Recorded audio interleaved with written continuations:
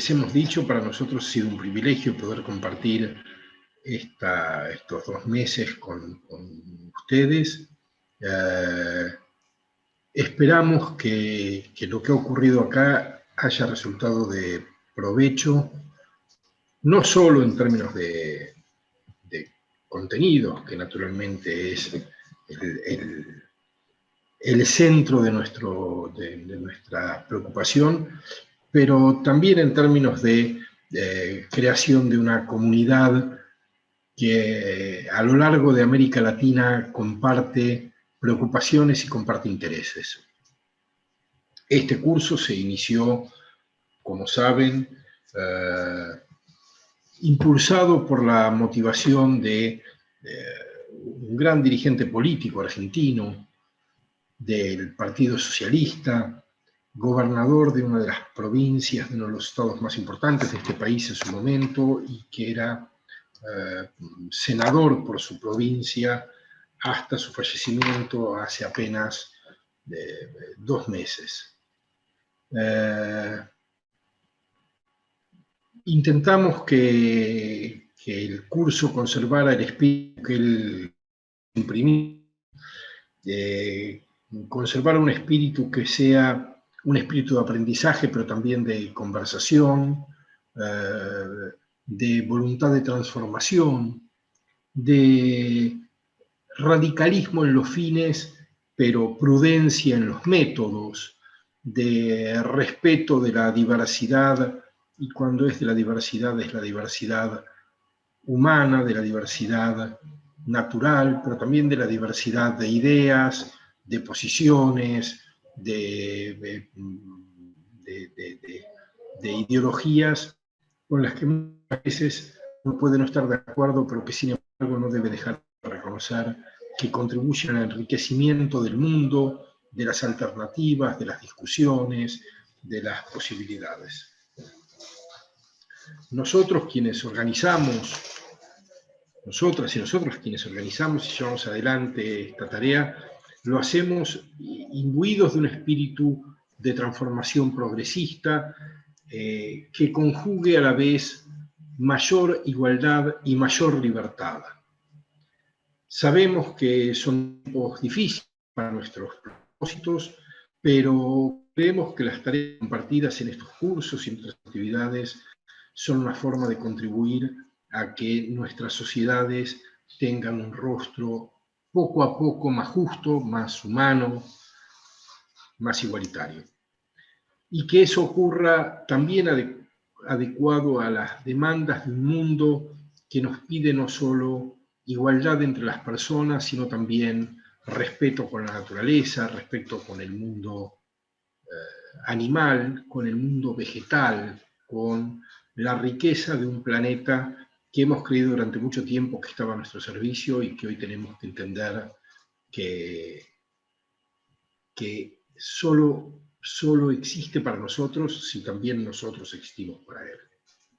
No quiero hacer un largo discurso, solo expresar la gratitud a todos ustedes y a todas ustedes que nos han acompañado, a todo el equipo que ha hecho esto posible, a las instituciones que le dan lugar, la Usina Social de Rosario, la Universidad Nacional de Rosario, la Fundación Friedrich Ebert y la revista Nueva Sociedad, que son nuestros socios principales. Expresar una vez más la alegría de la dimensión latinoamericana y un poco más allá que tiene este encuentro. Agradecer profundamente a los equipos técnicos y de apoyo que hacen posible la realización de este curso y confiar en que nos encontraremos en el futuro de algún modo, por escrito, por Zoom, personalmente, para seguir dándole alguna otra vuelta a nuestros propósitos de hacer un mundo un poquito mejor. Agradezco, por supuesto, a Gustavo Morini, que es el rector de la Facultad de Ciencia Política y Relaciones Internacionales de la Universidad Nacional de Rosario, y que es quien va a dar esta última clase. Gustavo es licenciado en Ciencia Política, tiene un posgrado en Ciencias Sociales de la Facultad Latinoamericana de Ciencias Sociales, Flaxo, es investigador del CONICET, coordinador del Grupo de Estudios sobre Finanzas Internacionales. Como decía, es actualmente el decano de la Facultad de Ciencia Política y Relaciones Internacionales, que es la institución académica que le da el marco a este curso y que les dará los diplomas a ustedes, así que escúchenlo con atención y sonríanle para que no se olvide ningún diploma. Una vez más, muchas gracias, un abrazo grande y lo dejo a...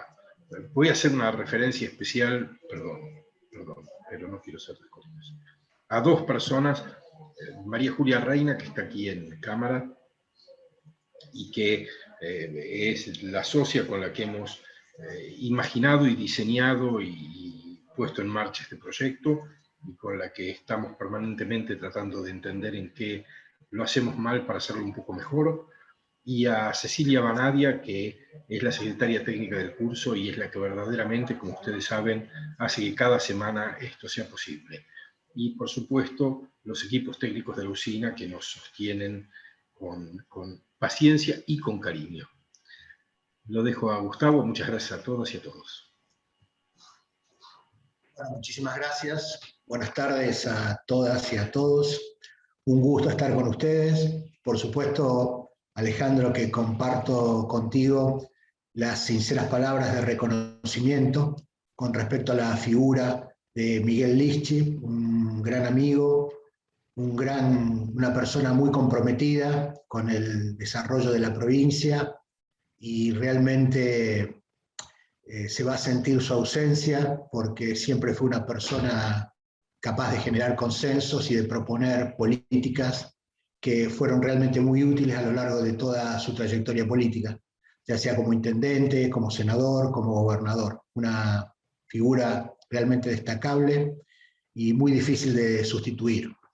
Ha dejado una huella, y entre ellas creo que la creación de la Fundación Social es una de las más importantes, sin ninguna duda ciencia y política que va a trascender a su figura.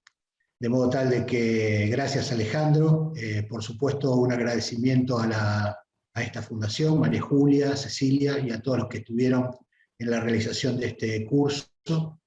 Una experiencia académica también muy importante a nivel latinoamericano, que nos ha permitido escuchar a muchas personas a lo largo de nuestra patria grande, con sus inquietudes, con sus preguntas, y también escuchar a muchos disertantes realmente muy destacados. Y también a la Fundación Friedrich Ebert por su colaboración con esta iniciativa. Desde la facultad siempre estamos predispuestos a colaborar con todos ustedes, y realmente ha sido un gusto compartir esta experiencia. Bueno, en la clase de hoy, María Julia me propuso, digamos, conversar con ustedes algunos escenarios de la economía internacional actual. Ciertamente un gran desafío, porque lo que pasa hoy en la economía internacional es mucho, de modo tal de que voy a hacer un esfuerzo de síntesis, porque uno siempre tiene el impulso de involucrar muchos temas, de tratar muchas cuestiones, y entonces en esta visión tan genérica, digamos, pierde un poquito de profundidad. Así que yo simplemente voy a seleccionar algunas ideas y voy a tratar de profundizar algunas de ellas. Creo que voy a tomar además algunas de las cosas que se estuvieron debatiendo en la charla anterior, en la reunión anterior, que me parecieron muy interesantes al respecto de los modelos de desarrollo. Sin embargo, sin nombrarlo, este tema, porque considero que ya el expositor anterior trajo algunas iniciativas, algunos pensamientos muy fuertes y que son muy buenos para que ustedes los trabajen con la bibliografía y los debatan.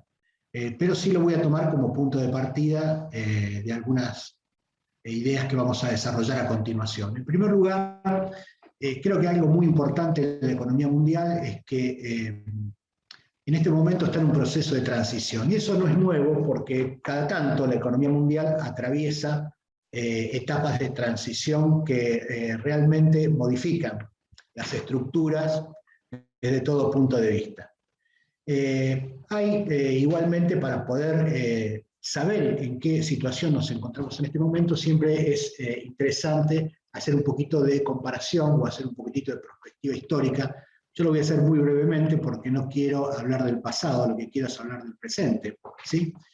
Pero básicamente hay una transformación muy importante en la economía internacional que se da a partir de la Segunda Guerra Mundial, cuando se construye lo que más técnicamente, y algunos involucrados en los debates económicos reconocerán, lo que se conoce como el orden de Bretton Woods. En el orden de Bretton Woods se construyen un conjunto de instituciones, un conjunto de reglas, se instala un modelo de desarrollo económico que básicamente fue bastante homogéneo en todo el mundo occidental, ¿sí? Básicamente yo les voy a compartir una pantalla con algunas ideas. Yo voy a hacer referencia fundamentalmente a cómo esa estructura productiva fue cambiando a lo largo de estos periodos, ¿sí? Aquí lo tenemos. ¿Cómo fue cambiando a partir de Bretton Woods y cuáles fueron las características principales más o menos hasta este momento? ¿Por qué me refiero a la estructura productiva? Porque aquí hay un actor fundamental que emerge después de la Segunda Guerra Mundial con una gran fuerza y que hoy es fácil de reconocer como un actor económico internacional muy importante a tener en cuenta, que son las empresas transnacionales. No es que antes de 1940 o antes de la Segunda Guerra Mundial no existieran las empresas transnacionales, sin ninguna duda existían, ¿sí? Pero realmente a partir de la Segunda Guerra Mundial adquieren una relevancia que lo convierte en un actor de la economía internacional que poco a poco es capaz de modelar el funcionamiento de la economía mundial, de influir de tal manera a través de el poder que estas empresas tienen, de las capacidades que tienen, de modo tal de que puede compararse, digamos, y en algunos aspectos superan las capacidades que tienen los estados nacionales, ¿sí? De modo tal de que aquí hay un actor que poco a poco se convierte en el factor dinámico de la economía mundial. Uno podría decir que básicamente el grueso de la inversión productiva depende del comportamiento de las empresas transnacionales. El grueso de la inversión en investigación y desarrollo se encuentra también en las empresas transnacionales. El grueso del comercio internacional se explica a través del comportamiento de las empresas transnacionales.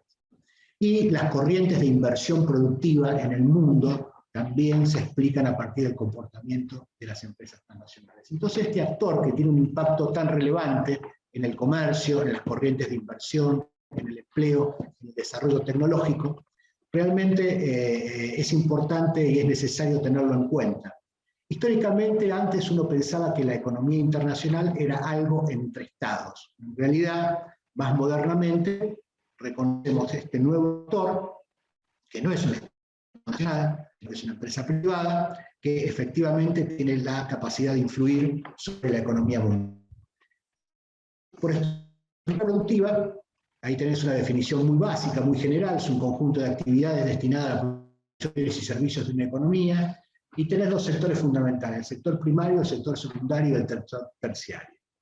¿Cuáles son los cambios importantes que encontramos a partir de 1950, ¿sí? Que de alguna manera son necesarios tener en cuenta? Porque las políticas económicas nacionales, uno puede reconocerlas como exitosas, si en parte son capaces de percibir cuáles son las tendencias y cuáles son los costos y beneficios que aparecen en la economía mundial, de modo tal de poder captar lo que sea más beneficioso para una economía nacional y poder tratar de minimizar todos los costos o todas las desventajas o perjuicios que pueda tener, digamos, la economía internacional.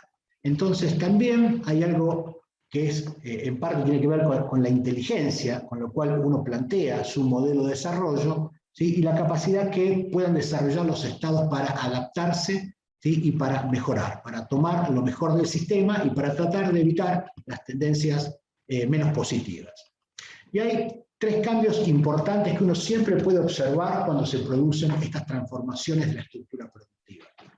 Yo voy a hacer referencia desde 1950 hasta la actualidad, más o menos a tres etapas. Uno, lo que es 1945, finales de la Segunda Guerra Mundial, hasta 1975, otro en 1975 hasta el 2008 y otro del 2008 hasta la actualidad, ¿sí? ¿Y cuáles son los cambios más importantes? En primer lugar, es lo que se denomina un cambio en la proporción de los factores. Ustedes saben que la producción depende del uso fundamental de tres factores, al cual más modernamente podríamos agregarle un cuarto. Pero los tradicionales son, los que reconoce la teoría económica básica, son tierra, capital y trabajo.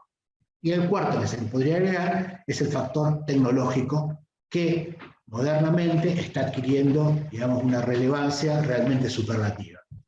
Pero resulta que las cosas se pueden producir con distintas combinaciones de estos factores de la producción, ¿sí? Y bueno, supongamos un ejemplo muy tonto, digamos por ejemplo que vamos a producir un cajón de lechuga. Bueno, un cajón de lechuga se hace con un poco de tierra, con un poco de trabajo y con un poco de capital. En cada uno de los países la proporción que se utiliza, o en cada momento histórico la proporción que se utiliza es relativamente distinta. Supongamos, en un país como la República Argentina, donde la tierra es tan abundante y es relativamente barata, podrá tener, digamos, un uso más intensivo. En cambio, en otros países, a lo mejor Arabia Saudita, donde es todo desierto, probablemente el cajón de lechuga se produzca con menos tierra, con más capital y con más trabajo, ¿sí? Pero también las estructuras productivas, en términos de procesos históricos, digamos, van cambiando fuertemente la producción, el uso de estos factores en la producción. Y en realidad los paradigmas más modernos de producción están utilizando cada vez más capital y más tecnología y cada vez menos trabajo y tierra, entendiéndose tierra como los factores materiales, no efectivamente la tierra. Es decir, que hay una tendencia a la sustitución de estos factores. El uso intensivo de la mano de obra y de la tierra deja paso al uso intensivo del capital y de la tecnología. Y efectivamente, uno hoy podría producir un cajón de lechuga con muy poquita tierra y con muy poquito trabajo. A lo mejor utilizando una técnica moderna denominada hidroponía, donde vos podés hacer una planta de lechuga en un vaso de agua sin utilizar nada de tierra, utilizando tecnología, utilizando capital y un poco menos de trabajo, ¿sí? Es decir que en realidad la estructura productiva moderna, y este es un cambio importante a tener en cuenta, va utilizando cada vez menos el factor trabajo y el factor tierra.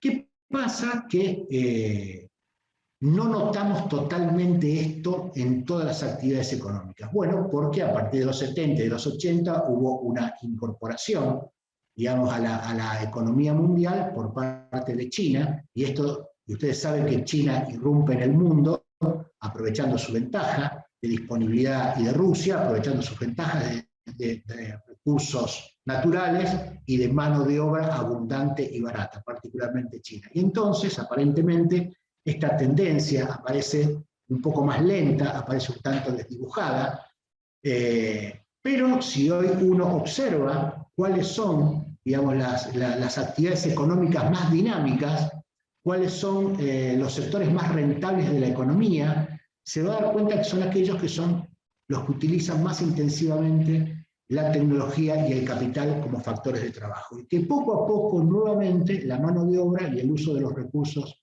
naturales deja de ser absolutamente determinante para el desarrollo de los países. Esto motivado también que en la medida de que cambian, también hay corrientes de relocalización industrial, ¿sí? Supongamos que en la década de los 50, 60 y 70 hubo toda una corriente de relocalización por parte de muchas industrias que dejaron los países más desarrollados y se fueron a los países más subdesarrollados, donde pudieran aprovechar las ventajas de mano de obra barata y de recursos naturales abundantes, de legislaciones menos apremiantes, de estructuras fiscales menos apremiantes, y por lo tanto le permitió aprovechar y obtener mayores rentabilidades, ¿sí? De modo tal de que fíjense cómo también el uso en la proporción de los factores también altera las corrientes de inversión extranjera, las corrientes de erradicación de las industrias. Hubo países que, por ejemplo, el sudeste asiático claramente, y China, más posteriormente, aprovecharon, digamos, estas ventajas en el uso de sus factores de producción, ¿sí?, para producir esto.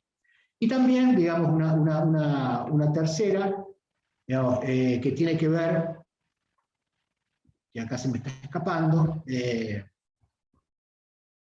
tiene que ver, digamos, con el uso de estos recursos, ¿sí? Bueno, pues tenemos tres paradigmas. En primer lugar, lo que es el paradigma fordista, que va de mediados de los 40 hasta el 75. Y esto significó un periodo muy interesante en el capitalismo, que se denomina los 30 años gloriosos o la edad de oro del capitalismo. ¿Por qué?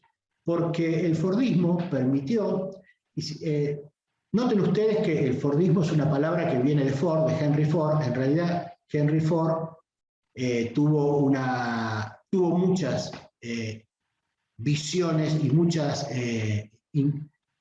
ideas que él aplicó que tuvieron una gran significación, digamos, para la economía nacional de los Estados Unidos y posteriormente para la economía mundial. Además de la cadena de producción y este tipo de cosas, al cual vamos a hacer referencia un poquitito más adelante, Ford lo que hacía era pagar un salario que era 3 o 4 veces más alto a sus obreros que lo que pagaba la competencia. ¿Y esto por qué? Porque él decía que no solamente había que preocuparse por producir autos, sino que también había que preocuparse por venderlos. Y la forma de vender masivamente sus autos era que sus obreros, o en general, digamos, la gente pudiera tener, a través de un salario digno, importante, pudiera acceder a comprar los autos. ¿De qué vale fabricar muchos autos si nadie los puede comprar? ¿Sí?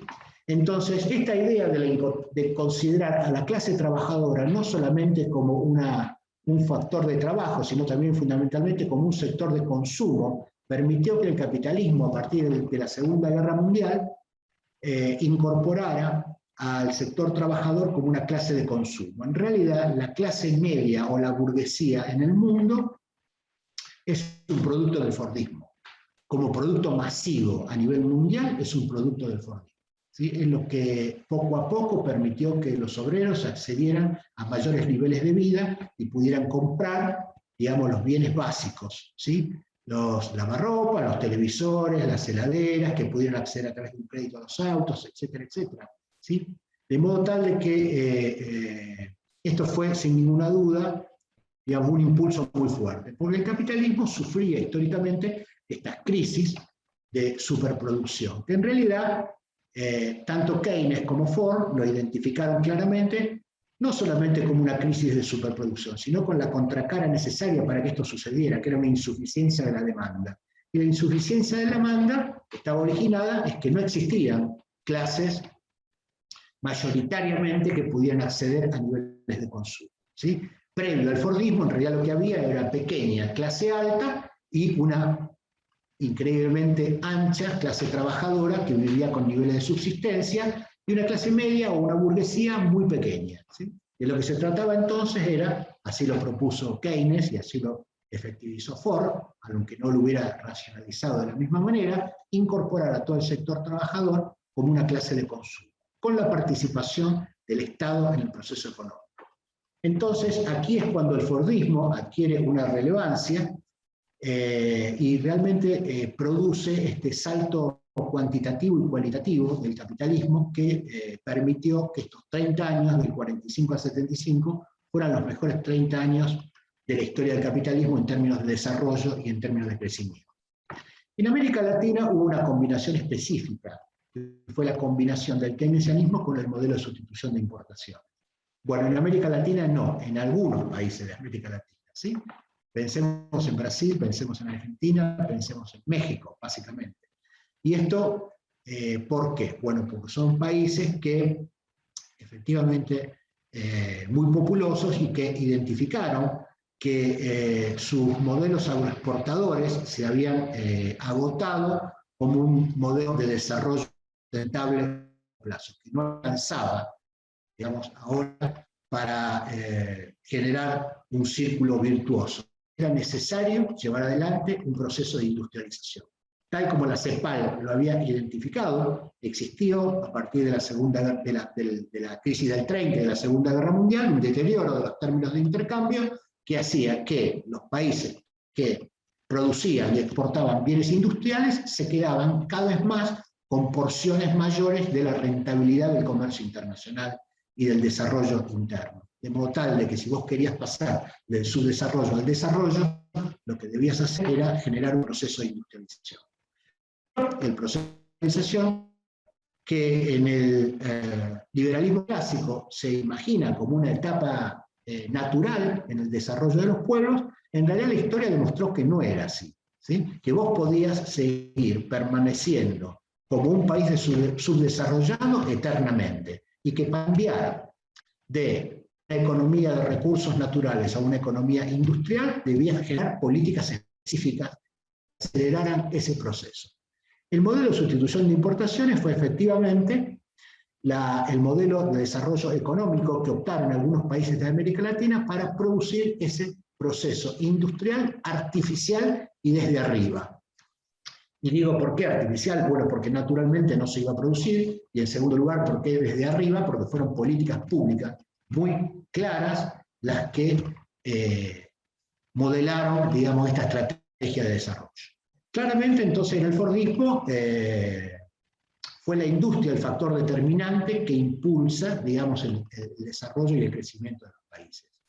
Y este paradigma fordista además está caracterizado por una intervención del Estado, tal cual como lo propuso Keynes, ¿sí? Una intervención que, estilizada y técnicamente, se expresa con una frase muy cortita, una intervención en el nivel de la demanda agregada. Pero que en realidad cuando uno empieza a escarbar y a ver de qué se trata esta cuestión de la intervención del Estado en el nivel de la demanda agregada, uno se da cuenta que en realidad tiene un sinnúmero de desarrollos y de ramificaciones, que van desde las cosas más sencillas hasta cosas muy complejas. O sea, el Estado interviene como un actor económico, fundamentalmente impulsando la demanda a través de la obra pública o generando la oferta a través de empresas estatales en aquellos sectores de la economía en los cuales el sector privado no alcanza o no se arriesga. Y entonces ahí aparece el Estado, hace una empresa pública, realiza la inversión y cubre un agujero, digamos, en la matriz productiva importante de esos estados, ¿sí? Como por ejemplo uno podría decir en la República Argentina, YPF, ¿sí? Y así como podría decir, qué sé yo, en lo que fue en esa época Ferrocarriles Argentinos, después de la Segunda Guerra Mundial, o Entel, la compañía telefónica, es decir, esos espacios de la economía donde el sector privado no alcanzaba, y que sin ninguna duda son industrias bases para el desarrollo. De modo tal que vos tenés entonces el Estado interviniendo a través de la demanda con infraestructura, a través de la oferta con las empresas públicas, a través de la regulación de la economía, promoviendo los incrementos de salario, promoviendo las leyes, a través de todas las leyes sociales, la construcción de una clase obrera con capacidad de consumo. Y todo esto cierra, digamos, porque el proceso industrial, para que se lleve adelante de manera exitosa, requiere de energía barata, es decir, una abundante y barata provisión de petróleo. Todo eso funciona muy bien hasta mediados de los 70 o hasta principios de los 70, cuando este círculo virtuoso acumulativo, como se denominó, empieza a tener fugas por distintos motivos, ¿sí? Pero, bueno, si tuviera que hacer un brevísimo resumen, uno puede decir la crisis del petróleo, las dos crisis del petróleo, 73-79, que echan por tierra la idea de la energía barata, en la medida que cuadruplican o quintuplican los precios del petróleo y alteran toda la estructura mundial de los precios y toda la estructura de ganadores y perdedores en el comercio internacional de los países. Porque resulta que a lo mejor había un país que exportaba tal producto industrial y le iba bárbaro porque no producía petróleo, pero lo importaba porque total era barato. Pero con la quintuplicación de los precios del petróleo, resulta que ahora ese país que antes tenía superávit comercial y superávit de balanza de pago, ahora pasa a ser un país deficitario porque paga 3 o 4 o 5 veces más su energía y lo que sigue vendiendo es más o menos lo mismo, el mismo precio, entonces ya no es superavitario, es deficitario. Y lo mismo pasa con muchos productos. Una empresa que utiliza mucha energía y que vendía su producto más barato y de pronto recibe una energía muchísimo más cara y entonces tiene que empezar a aumentar los precios, porque si no se funde, ¿sí? Versus otra empresa que está al lado que tiene a lo mejor un producto similar o sustituto que no utiliza la energía. Entonces esto rompe toda la estructura de competitividad de las empresas y todos los ganadores y perdedores a nivel mundial. Genera lo que se conoció además como una década estanflacionaria, ¿sí? Una década de bajo crecimiento y además con inflación, producto del aumento de todos estos precios. También aquí hay, digamos, por parte de los Estados Unidos una decisión muy importante en el año 1971, que es abandonar el tipo de cambio fijo que había regido durante todo Bretton Woods, donde establecía una paridad fija del dólar con el oro, y todas las demás monedas fluctuaban más o menos con respecto al dólar. Cuando Estados Unidos abandona el sistema de paridades fijas, a partir de ese momento, todas las monedas empiezan a fluctuar todas contra todas y se rompe el orden monetario de Bretton Woods, ¿sí? Esto es muy importante porque entonces se habilitan, digamos, las devaluaciones por parte de cualquier país en cualquier momento y son todas políticas defensivas desde el punto de vista monetario, digamos que en el periodo anterior no estaban consideradas, ¿sí? Aparece el problema de la deuda, además del problema de inflación, donde hay muchos países que para poder cubrir estos déficits empiezan a endeudarse, porque las transformaciones de la estructura productiva son muy de largo plazo y a lo mejor mucho más costosas, y entonces muchos estados se endeudan. Y hay todo además un agotamiento del patrón de consumo. Por ejemplo, uno diría, bueno, si los autos son más o menos los autos siempre los mismos, o los televisores son más o menos los televisores siempre los mismos, ¿vos ¿cuántos televisores más podés comprar en tu casa? Una vez que vos tenés el auto, tu mujer tiene tu auto, tu hijo tiene tu auto, se acabó, listo, ya está. Y si lo cambiás cada 3 años, después lo cambiás cada 2, después lo cambiás cada 1, ya, si no son los autos de los que se están vendiendo, o la tasa de reposición ya fija. Y los televisores es lo mismo, hay que tener un televisor en la pieza, un televisor del dormitorio, un televisor de tu hijo, se terminó, listo. Salvo que vos hagas algo sustancialmente revolucionario que cambie esa estructura y ese patrón de consumo, en realidad el patrón de crecimiento del sector industrial también está agotado, ¿sí? En nuevo caso que hay necesidad de un cambio estructural muy importante y dejar de lado el paradigma fordista y pasar a un nuevo patrón de estructura productiva, de desarrollo, digamos, que es muy interesante. Así, toda esa década 70 fue una década muy conflictiva, ¿sí? Y algo interesante que dice ahí, la estructura productiva determina el patrón de inserción externa. Y esto es verdad, porque según lo que vos producís, no es solamente lo que vos consumís, es también lo que vos exportás. Y también es lo que vos necesitas importar, porque no lo producís o porque lo que producís no te alcanza. Entonces, tu estructura productiva determina tu patrón de inserción internacional, determina tu comercio exterior, determina las posibilidades de generar bienestar y, por sobre todas las cosas, determina la jerarquía de los países. Es decir, qué países son más ricos, qué países se enriquecen más y qué países se enriquecen menos, según la estructura productiva que vos tengas. Entonces, tal cual como dijeron en la clase anterior, la elección de los modelos de desarrollo no es neutral al respecto de los resultados, ¿sí? Sino que claramente elegir un modelo de desarrollo u otro modelo de desarrollo determina internamente ganadores y perdedores. Es decir, quiénes se van a quedar con porciones más importantes de la renta nacional y quiénes se van a quedar con porciones menos importantes de la renta nacional. Por lo tanto, siempre detrás del debate técnico de los modelos de desarrollo y las transformaciones de la estructura productiva, todo eso está muy mediatizado por intereses concretos de sectores y de actores concretos al respecto de esta elección y de los resultados que esta conlleva, ¿sí? Bueno, ¿cuáles son entonces los factores que implican, que impulsan este cambio del fordismo? Yo lo llamo toyotismo en realidad por ponerle un nombre, ustedes lo pueden encontrar con cualquier otro nombre. ¿Y por qué le decimos toyotismo? Bueno, porque en realidad es básicamente este modelo japonés que adquiere preeminencia a partir de la década de los 70 y que, bueno, fue Japón el que de alguna u otra manera lo modeló a partir de la Segunda Guerra Mundial con sus limitaciones, ¿sí? Fíjense qué casualidad, Japón tiene 2 limitaciones básicas que lo impulsan a proponer un modelo de desarrollo basado en el capital y la tecnología. Una, no tiene mano de obra. La que tiene es muy poca. ¿Por qué? Primero porque no tenía una gran población, producto de la Segunda Guerra Mundial, donde había sufrido efectivamente una degradación de su población trabajadora, que son los hombres en condiciones de trabajar, ¿sí? Que era básicamente en ese momento el grueso de la mano de obra del sector industrial. La mujer se va incorporando poco a poco después.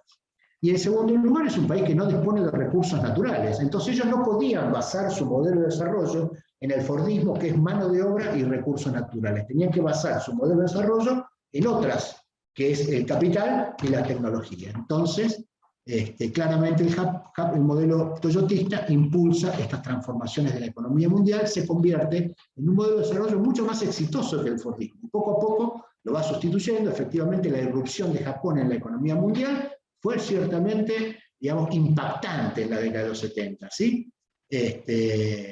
Porque le propinó un golpe no solamente económico, sino también un golpe psicológico muy fuerte al capitalismo. Imagínense la crisis de todo el sector automotriz en los Estados Unidos, producto de la irrupción de las empresas japonesas en el mercado norteamericano, ¿sí? Lo que significó la transformación y casi la quiebra de Chrysler, General Motors, Ford, y toda la necesidad de transformación que indujo en este sector industrial, ¿sí? Y también la desaparición de muchos otros sectores, el hecho, por ejemplo, en la industria de los televisores, de las radios, ¿sí? Etcétera, etcétera, que fue muy impactante y que motivó todo un tremendo debate al interior de la economía norteamericana. Por supuesto, hubo muchas industrias que empezaron a adoptar parte de este método toyotista, digamos, básicamente, digamos, a partir de mediados de los 70, entonces, hay toda esta transformación de la estructura productiva. Esto es concomitante con algunas otras características, por ejemplo, con el proceso de globalización a partir de mediados de los 70, que en realidad nosotros lo vivimos muy fuertemente a partir de los 90, ¿sí? Pero que en realidad en el mundo ya estaba presente la tendencia a la apertura comercial y financiera a partir de mediados de los 70. Todo lo que fue el neoliberalismo, la primera etapa de esta revolución tecnológica importante, y por sobre todas las cosas, un nuevo actor que aparece en la economía mundial a partir de mediados de los 70, que es la banca privada internacional. Resulta que ahora tenemos un actor que es eminentemente un actor financiero que empieza a manejar grandes recursos monetarios a nivel mundial, empieza a manejar el ahorro y empieza a manejar la liquidez a nivel mundial. De modo tal ya que en ese momento resultaba absolutamente, decirlo resultaba extraño, pero mucho más natural. En realidad la banca privada internacional hoy también queda claro que tiene más poder nacional, que dispone de mucho más recursos que los estados nacionales. Y tiene poder de veto sobre las políticas públicas de los estados nacionales. Lo mismo que las empresas transnacionales. La banca privada internacional se incorpora como un nuevo actor a la economía mundial a mediados de los 70. Nuevamente la aclaración. No quiere decir que no existieran bancos internacionales antes de 1970. Recuerden ustedes el empréstito de la Baring Brothers en la época de Rivadavia, digamos,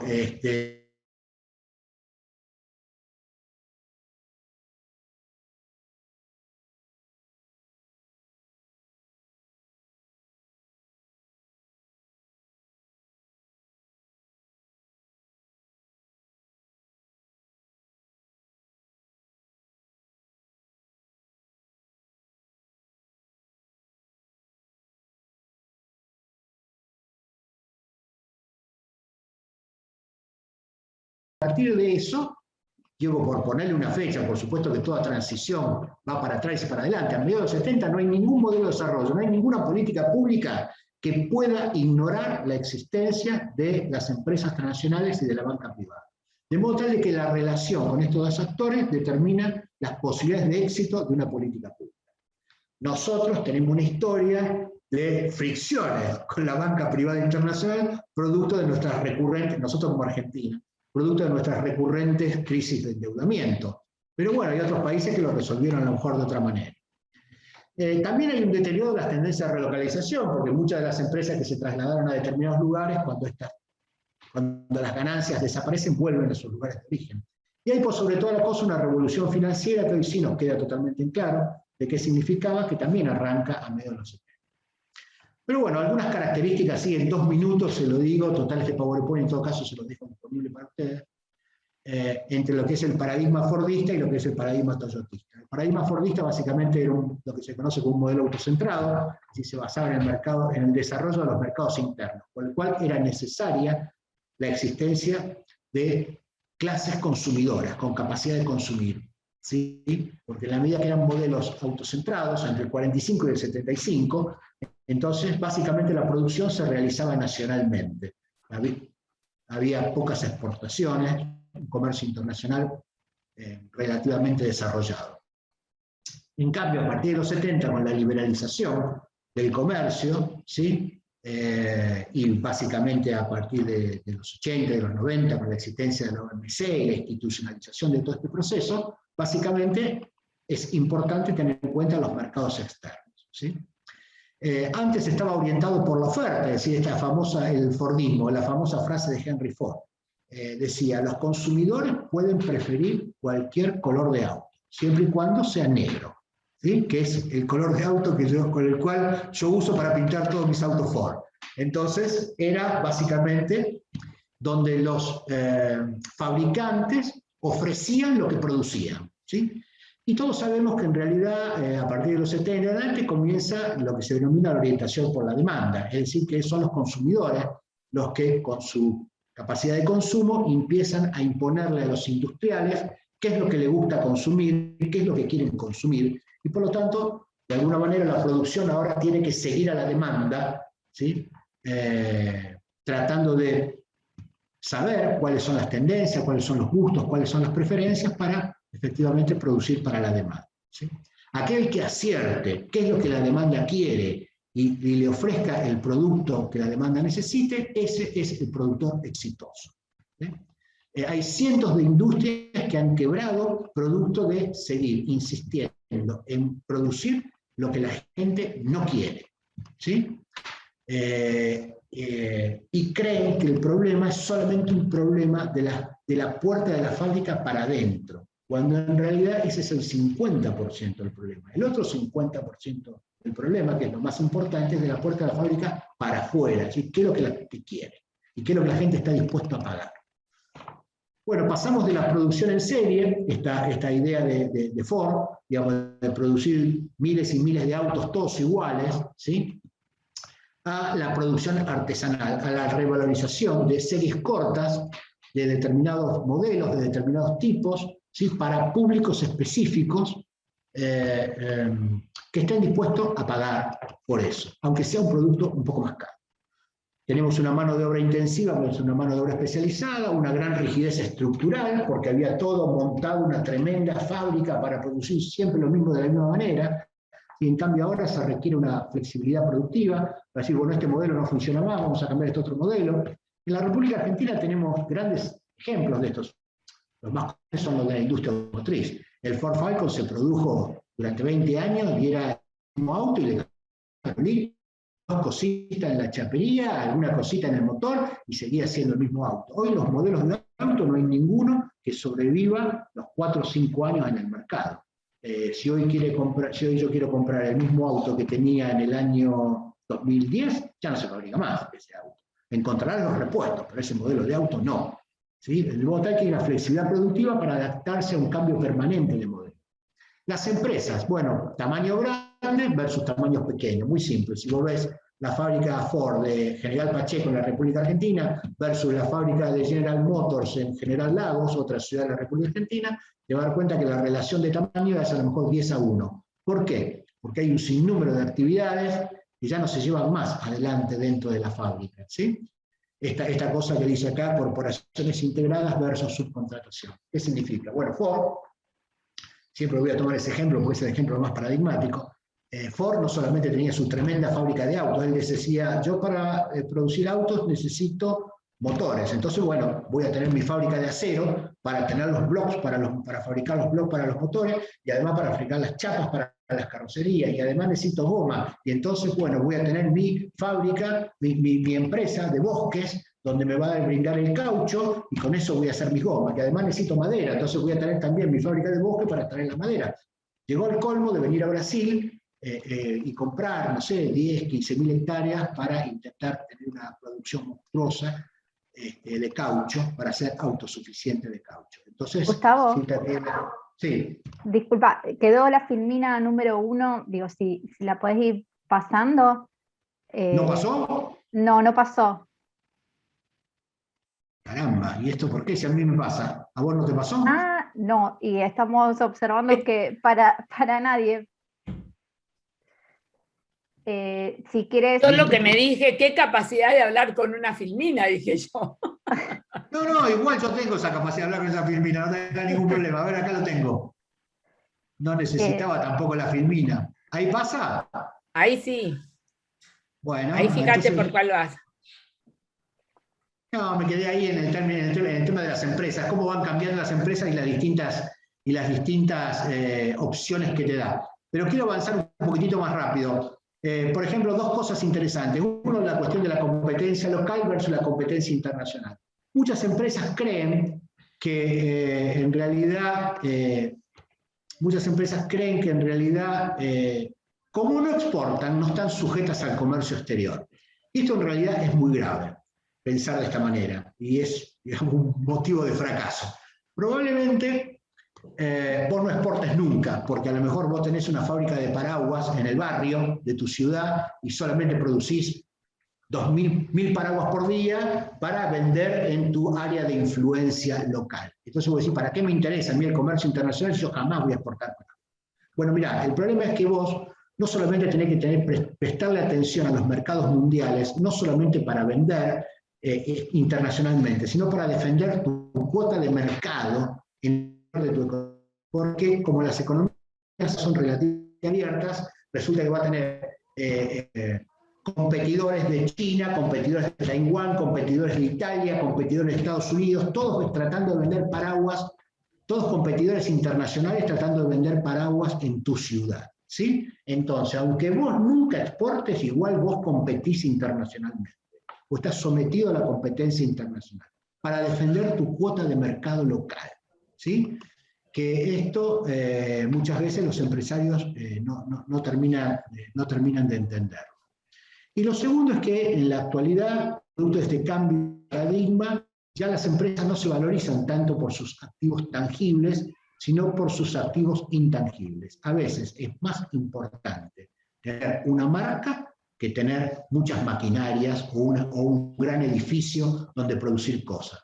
Porque como gran parte de la producción se puede terciarizar, a lo mejor vos simplemente tenés un balconcito donde armás, chiquitito, pero vos tenés una marca. Entonces resulta que ahora las marcas o la capacidad de tener investigación, diseño, la capacidad de tener una estructura logística, un montón de cosas que son intangibles, son mucho más valiosas que los activos tangibles del pasado. Y lo mismo sucede con la producción, también hay muchos cambios, digamos que quisiera adelantar un poquitito, digamos, la producción estandarizada versus la producción flexible, un ciclo de vida largo versus un ciclo de vida corto. Bueno, en muchos países del mundo, digamos, esto lo sabemos. Yo cuando compraba una heladera, me imaginaba que mi heladera me iba a acompañar durante 30 o 40 años, ¿sí? Y de hecho, durante el Fordismo esto sucedía así. Los bienes, como estaban armados con piezas intercambiables, se arreglaban y duraban muchísimo tiempo. En la actualidad esto no es así. Los bienes están programados con una obsolescencia. Duran una determinada cantidad de tiempo y después se autorrompen, ¿sí? Así como suena. Y una vez que se autorrompieron, ya no son más arreglables. Y es más, si son arreglables, sale más caro arreglarlo o sale a lo mejor el 50 o el 60%, con lo cual vale la pena tirarlo y comprarse uno nuevo, ¿sí? Esta obsolescencia programada es producto, digamos, de este nuevo paradigma productivo. No está basado en la durabilidad del producto, sino en un uso intensivo de unas determinadas calidades durante un tiempo X y después ese producto debe ser sustituido por otro, ¿sí? Entonces esto es lo que realmente también permite, agregándole características tecnológicas y diferenciación permanente a los productos. Obviamente, ¿cómo te va a durar un teléfono celular 10 años? Imagínate lo que sería que tuviéramos una computadora de 10 años, ¿sí? Obviamente en los países desarrollados y en los países, esto no sucede más. Digamos, los teléfonos celulares cada 4, 5, 7 años se tiran, se cambian y ya está, porque son muy viejos, ¿sí? Nadie los querría. Y lo mismo sucede con otras escuelas. La idea de las economías de escala son series cortas versus series largas, los altos volúmenes versus el alto valor. O sea, antes uno obtenía la ganancia vendiendo 1 millón de unidades, ¿sí? Y ganándole un centavito a cada unidad. Hoy vos vendés 50.000 unidades, pero en vez de ganarle un centavito le ganás 10 pesos. O sea, a lo mejor ganás mucho más produciendo mucho menos. ¿Por qué? Porque los productos tienen esas características que los consumidores quieren y están dispuestos a comprar. Vos tenés productos diferenciados, muy específicos, que la gente los quiere comprar per se. La idea de que los productos ofrecen prestaciones especializadas, ¿sí? Para públicos específicos. Entonces, los ejemplos sectoriales uno lo ve en todos los estructura productiva, tanto la estructura de bienes como la estructura de servicios, ¿sí? Vos tenés la siderurgia, por ejemplo. En realidad la siderurgia, las fábricas de aceros, los aceros planos, los aceros básicos, se han trasladado a los países subdesarrollados. Y los países desarrollados se quedaron con los segmentos de la industria del acero que son los más rentables y los más especializados. De modo tal, de que si vos querés comprar chapa para la producción, a lo mejor lo podés comprar en India, en China, en Polonia o en Argentina. Pero si vos querés comprar un bisturí específico que se utiliza para operar, tenés que comprar el acero japonés, el acero norteamericano, el acero alemán. De ninguna manera podés comprar un bisturí argentino, porque además no existe, no se fabrica. De modo tal de que nosotros nos quedamos con los segmentos más propios del Fordismo y los países desarrollados se quedan con los segmentos productivos y con los perfiles industriales más propios del toyotismo. Y ellos se quedan con los sectores más rentables y nosotros con los sectores menos rentables. Sí, Argentina produce acero, Estados Unidos produce menos acero. Sí, pero ellos ganan más plata que nosotros, porque hacen el tipo de acero que cuesta más, que le deja más renta. Y nosotros hacemos el tipo de acero que nos deja menos, que además competimos vía precio con el resto de los países del mundo y estamos en un problema bárbaro porque es difícil competir vía precio. ¿Sí? Porque cuando vos competís vía precio es muy importante la estructura impositiva, es muy importante el costo de la mano de obra, es muy importante el costo de la energía, es muy importante, digamos, el insumo básico.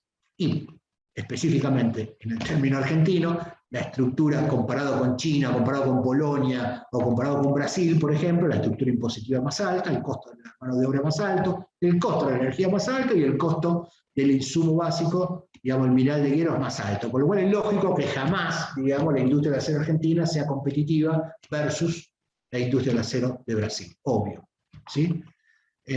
Pero si nosotros hiciéramos una transformación y en vez de producir ese tipo de acero, produjéramos los aceros especiales, probablemente podríamos competir y seríamos buenos. Pero estas transformaciones de la estructura productiva no son tan sencillas. Lo mismo sucede en la industria textil, en los plásticos y en el servicio, en las comunicaciones, la banca. Y vos tenés toda esta estructura de nuevos servicios que han aparecido ahora, como Uber, Amazon, Rimax, etcétera, etcétera, que son todos sectores nuevos de servicios, digamos, que poco a poco van relegando a la vieja estructura.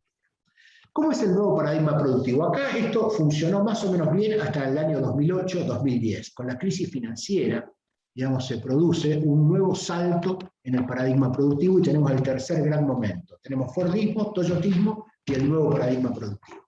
Este nuevo paradigma productivo se monta sobre una nueva ola de revolución industrial, ¿sí? Y utiliza intensivamente todas las tecnologías de la información y de la comunicación.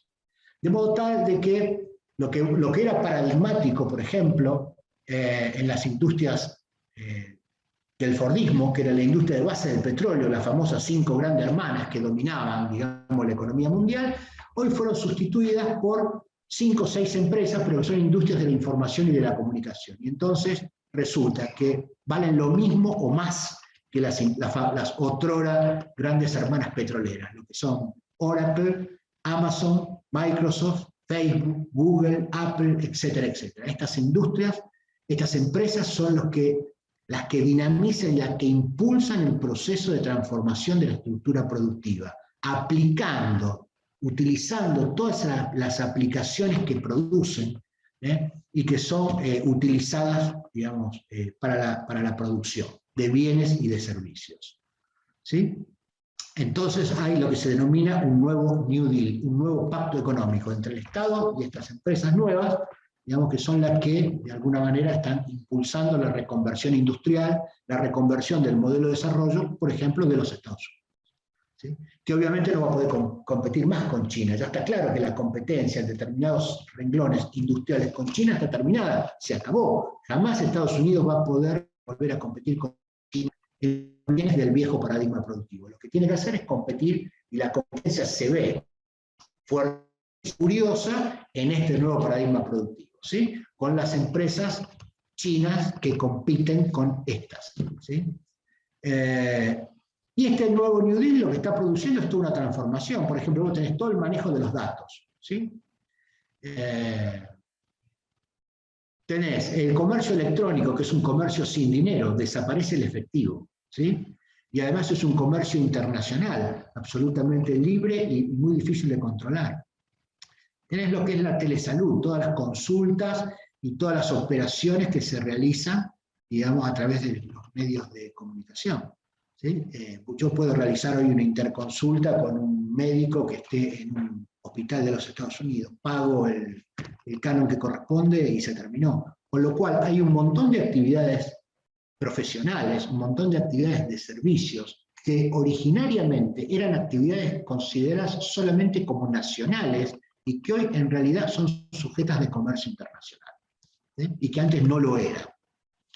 Vos tenés la escuela virtual. Bueno, nosotros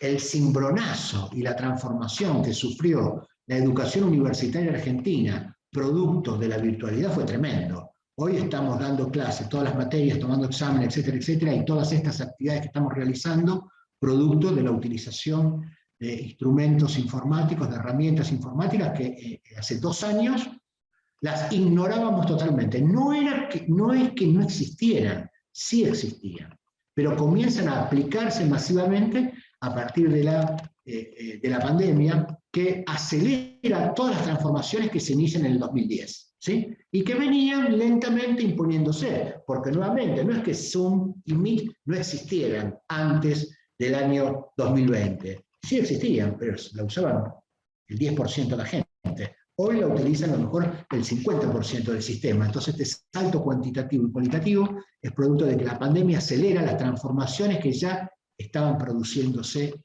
y que estaban de alguna manera larvadas, ¿sí? Lo que vos tenés como los gimnasios virtuales. La gente se gimnasia desde su casa viendo videos por televisión. Todo lo que es la inteligencia artificial y aplicada a la robótica y aplicada al procesamiento de datos, que realmente va a transformar, digamos, al mundo, que lo está transformando, la conectividad digital, el teletrabajo. El teletrabajo es un tremendo desafío. Vamos a poner 2 segunditos. Las cuestiones de seguridad, con todas las cámaras que están por todos lados vigilando permanentemente a todos los ciudadanos, reconocimiento facial, los prontuarios en línea, etcétera, etcétera, que permiten un reconocimiento de las personas que antes tampoco existía. La cuestión de la banda ancha, los 5G, etcétera, etcétera, también, digamos, toda esta revolución tecnológica está produciendo una transformación de la estructura productiva. Y una palabrita al respecto de cuáles son los impactos, 2 o 3 fundamentales, ¿sí? Primero, sobre el mundo del trabajo. Todo un signo de interrogación. ¿Qué significa el teletrabajo y cuál va a ser su impacto en la estructura social? Porque efectivamente les permite a las empresas contratar mano de obra sin adoptarlo como si fuese empleo formal. De modo tal de que hay una precarización del trabajo y una deslocalización del trabajo. La gente ya no va a trabajar en un determinado lugar, sino que trabaja desde su casa, ¿sí? Y el trabajo se convierte en muchas otras actividades, también sujeto de la competencia internacional, ¿sí? Lo que dijimos de los médicos y muchos otros servicios profesionales, ingeniería, etcétera, etcétera, arquitectura, que antes eran solamente locales y hoy y del ámbito nacional, y que hoy se pueden intercambiar, se pueden comprar y vender en el mercado mundial, ¿sí? Y obviamente esto produce una precarización, digamos, porque no hay una estructura de leyes sociales, digamos, que acompañe estas nuevas formas del teletrabajo. Genera, básicamente, digamos, una cuestión importante que tiene un impacto en la distribución de la riqueza. En realidad, efectivamente hay beneficios producto del teletrabajo. Lo que pasa es que el grueso de los beneficios se lo está apropiando las empresas y no los trabajadores. Los trabajadores seguimos más o menos ganando lo mismo, ¿sí? Y aunque hemos ganado en algunas condiciones, porque estamos trabajando en casa, porque estamos cómodos y qué sé yo, porque tenemos nuestro propio ritmo, ya no dependemos de una cadena de producción como era en el Fordismo, entonces en apariencia es un trabajo más libre, en realidad tiene la contrapartida de que los gruesos de los beneficios económicos de esta transformación se lo están apropiando las empresas. No tienen que tener grandes edificios, no tienen que tener grandes estructuras productivas, no tienen que comprar computadoras ni nada, ¿sí? Contratan a destajo trabajadores que realizan determinadas funciones y que cobran por lo que hacen, ¿sí? De modo tal de que esto genera una transferencia de beneficios, una transferencia de riqueza muy importante en el mundo del trabajo, hacia el sector de la producción. Esto plantea respecto de la sustentabilidad social. Digamos, es verdad que hay algunos empleos que hay mucho más que producto de esto, pero también es verdad que hay más desempleo y hay más precarización del trabajo, ¿sí? Esto es una incógnita que todavía el sistema deberá resolver. Finalmente hay una nueva distribución espacial de las actividades, porque hay muchas cosas que antes se hacían en un lugar y hoy, como son sujetas del comercio internacional, se pueden hacer en cualquier lugar, ¿sí? Inevitablemente va a llegar la desregulación a estos actores, ¿sí? Lo de la pelea por si Uber sí o Uber no, bueno, es una pelea que no quiero ser pesimista, digamos, y tampoco quiero ponerme del lado de Uber y en contra de los taxistas, porque yo, digamos, defiendo el trabajo formal de los tacheros, pero en realidad es difícil de sostener en el tiempo. Si los taxistas normales van a ofrecer la resistencia a Uber a través de la prohibición, lo más probable es que tarde o temprano terminen perdiendo la batalla y Uber se imponga, ¿sí? Deberán pensar en otros mecanismos, en otras formas que le permitan competir, digamos, con Uber sin que desaparezca, digamos, la actividad tal cual la están desarrollando ellos, ¿sí? Y así sucesivamente con muchas otras actividades de servicios, digamos, que hoy compiten. Por ejemplo, vos tenés muchas profesiones que están reguladas a través de los consejos profesionales y que están hasta tabicadas territorialmente. Si vos sos un arquitecto, podés trabajar en tu jurisdicción, y si vos tenés una casa, a lo mejor en otra ciudad que está en otra provincia, y vos querés hacer una reforma, tenés que contratar a un arquitecto de ese lugar. Pues sí, pero yo soy arquitecto, no puedo firmar mi propio plano. No podés, porque tu jurisdicción llega hasta acá, y vos tenés la casa fuera de tu jurisdicción, y si querés tener planos regulados, tenés que contratar a un arquitecto de esa jurisdicción. Bueno, eso no sé hasta qué punto es sustentable, ¿sí? No se sabe cuánto va a durar. Por supuesto que hay fuertes presiones para que eso continúe, pero en realidad en el mundo desarrollado, poco a poco, esas barreras están desapareciendo. Si desaparecieron las barreras nacionales al comercio, pregunta, ¿por qué no van a desaparecer las barreras internas a las prestaciones de los servicios? En algún momento, digamos, sin ninguna duda, eso va a entrar en crisis y va a generar fuertes debates al interior de la sociedad, ¿sí? De modo tal de que va a haber una redistribución espacial de las actividades. Y con ello también una redistribución de la renta. Habrá quienes ganen y habrá quienes pierdan. Y finalmente esto genera una nueva relación centro-periferia. Guarda con los países que nos quedemos en el viejo paradigma productivo, ¿sí? Llámese fordista o toyotista, porque en realidad nosotros vamos a ser consumidores natos de capital y tecnología, ¿sí? Y eso nos va a relegar a las porciones menos rentables de la estructura productiva mundial, versus aquellos países que sean productores y exportadores de capital y tecnología, que sin ninguna duda se van a quedar con, otrora, como fue la relación centro-periferia, con la porción del león de la renta mundial producida por estos intercambios. Entonces, estos dos cambios, el cambio en la estructura productiva y el cambio en las finanzas internacionales, digamos, operan como grandes desafíos para los modelos de desarrollo de los países, digamos, menos adelantados. Nosotros tenemos la necesidad de percibir cuáles son estas tendencias para ver qué es lo que nos conviene, qué es lo que no nos conviene, cómo estamos posicionados, qué es lo que tenemos, qué es lo que necesitamos desarrollar para tratar de ver cómo sustentamos un modelo de desarrollo que sea capaz de generar un nivel de vida aceptable para nuestro pueblo, ¿sí?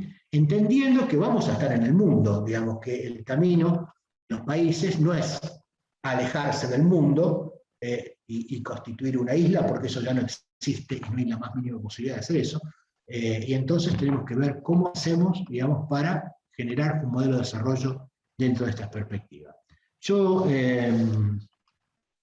tengo unos minutos más y los voy a dedicar, digamos, a esta segunda gran dilema que tenemos. La primera es cómo nos enganchamos en las transformaciones de la estructura productiva.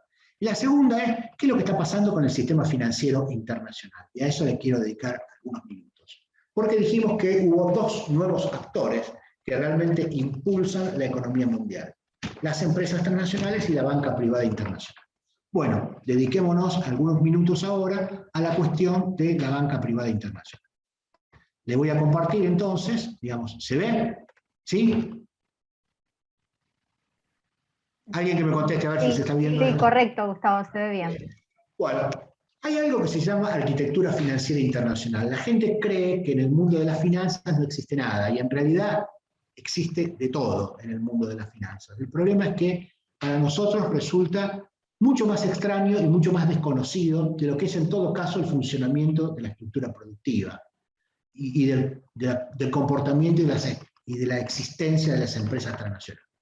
La arquitectura financiera internacional es un conjunto de normas, ahí está la definición, de prácticas, de instituciones, sobre las que se establecen las relaciones monetarias y financieras internacionales entre los actores públicos y los actores privados, ¿sí?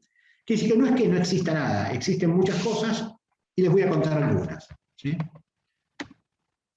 ¿Sobre qué se debate cuando uno dice la arquitectura financiera internacional? Primero sobre el rol de las instituciones. Por ejemplo, ¿cuál es el papel del Fondo Monetario Internacional? ¿Cuál es el papel del Banco Mundial?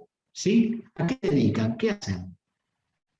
El Fondo Monetario Internacional acompaña las transformaciones de la economía mundial y las necesidades de los países, o persiste en una estructura y en un discurso que era propio de la década del 50 o de la década del 70 y que hoy ya claramente no responde a las necesidades de los pueblos, en todo caso de los países. En todo caso podrá en su formato responder a las necesidades, digamos, de los acreedores, ¿sí? De los países que son, digamos, los más importantes desde el punto de vista financiero, pero esos son dos o tres, y en realidad una institución internacional debería responder más a los intereses de conjunto, más que a los intereses de dos o tres estados o de un conjunto de bancos. Entonces, el debate sobre qué es el Fondo Monetario, cómo se distribuyen los votos del Fondo Monetario, cómo se distribuyen los recursos del Fondo Monetario, son muy importantes. El segundo punto es el régimen monetario internacional, y esto es, para decirlo sencillamente, ¿cuál es el papel del dólar? ¿El dólar va a seguir siendo la moneda mundial o aparecen otras monedas como el renminbi, como el euro, que pueden competir, digamos, con el papel del dólar? Y, aunque no sean monedas nacionales, ¿cuál es el papel del dólar frente a la aparición de las criptomonedas, por ejemplo? Porque ya las criptomonedas comienzan a ser utilizadas no solamente como un modo de ahorro, sino también como una moneda de intercambio para pagar. Digamos, claramente le dio un golpe muy fuerte a esto, digamos, la decisión de Amazon de no aceptar, digamos, criptomonedas a los pagos internos, pero bueno, pero también la criptomoneda está llevando a un desarrollo, digamos, importante. Están apareciendo las monedas digitales nacionales, ¿sí? Y esto también genera toda una transformación en el sistema monetario, rompe un conjunto de hechos nuevos en el mundo financiero que hace 5 años no existía, ¿sí? La regulación de los actores privados, es decir, los bancos y las agencias calificadoras de riesgo, por ejemplo, no tienen ninguna responsabilidad en lo que está pasando. El papel de las agencias calificadoras de riesgo en la crisis del 2008 fue realmente motivo de debate muy fuerte hasta en el Senado de los Estados Unidos, ¿sí? Recuerden ustedes que las agencias calificaban con AAA, o sea, grado de inversión magnífico, a los derivados hipotecarios que quebraron 20 días después. Uno dice, caramba, ¿y esta opinión en qué se basaba? En 30 días quebraron todos los derivados hipotecarios y todos los bancos y los calificaban de AAA en el grado de inversión. O son muy tontos o son cómplices. Entonces, por supuesto, cuando fueron llamados, ¿qué dijeron cuando le preguntaron, ¿ustedes qué basaban? Bueno, lo nuestro es una opinión, nadie tenía por qué hacernos caso. ¿Sí? Como diciendo, muchachos, si ustedes compraron esta idea, es problema de ustedes. Nadie le dijo que nosotros éramos nadie los obligó a que ustedes pensaran que nosotros éramos unos genios o que nosotros no éramos un actor involucrado. ¿Sí? Que efectivamente lo eran, por una razón muy sencilla. ¿Por qué caracterizaban o catalogaban como AAA todos estos instrumentos financieros y todas las acciones de estos bancos, los bonos de estos bancos? Bueno, porque los bancos le pagaban para que emitieran una calificación. Entonces, ¿qué va a decir un juez de alguien que le paga 10 millones de dólares para que diga si le parece que es bueno o malo? Bueno, obviamente el juez va a decir que es bueno, porque si no, no cobran nunca más los 10 millones de dólares. Estamos hablando además de que no son, en el sistema capitalista y en el sistema de economía capitalista, digamos, uno busca la ganancia, y estas empresas y las agencias calificadas de riesgo son empresas privadas que buscan ganancia, obviamente no vieron ningún inconveniente en calificar con AAA cosas que en realidad todo el mundo sabía en algún momento que iba a explotar y finalmente explotó. Bueno, ¿qué dijeron? Y nadie dijo que nos tenían que hacer caso. Es problema de ustedes, muchachos, no es problema nuestro. Pero sin ninguna duda las agencias calificadas de riesgo son juez y parte en el problema y muchas veces responden a intereses particulares y sus juicios son sujeto de debate. ¿Tá? El problema es que, aunque sean sujetos de debate, efectivamente tienen una opinión importante y generan ciertas tendencias, que así como favorecen a algunos, perjudican claramente a otros. ¿Sí? Efectivamente, por ejemplo, cuando se trata de calificar a la deuda de los países en vías de desarrollo. Salvo que estos países no lleven adelante determinadas políticas que son catalogadas por ellos como las mejores, tienden a calificar cada vez de manera peor, digamos, a esos gobiernos, con el cual en realidad tienen un comportamiento procíclico, porque en la medida que te califican peor, te aumenta tu tasa de interés del endeudamiento y en realidad lo que hacen es empujarte al precipicio.